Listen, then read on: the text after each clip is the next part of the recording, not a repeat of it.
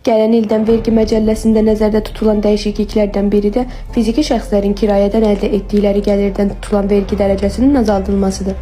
Təklif olunan dəyişikliklərə əsasən 2026-cı ildən etibarən evlərini rəsmi müqavilə ilə kiraya verənlər 14% deyil, 10% vergi ödəyəcəklər. İqtisadçı deputat Vüqar Bayramov bildirir ki, kirayə vergisinin azaldılması müsbət haldır.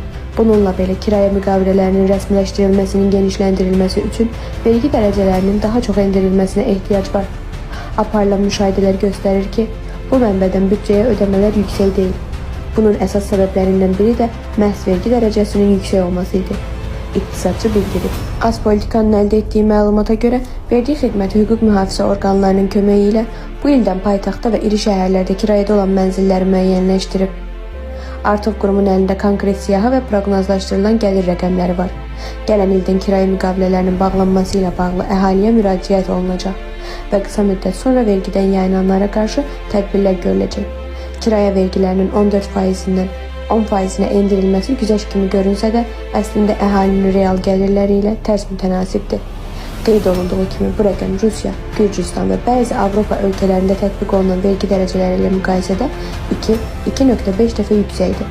Maraqlıdır, bu dəyişikliyi edən qurumlar nədən xarici təcrübəyə göz gəzdirmək istəməyiblər? Daha ətraflı məlumatı aspolitika.info saytından əldə edə bilərsiniz.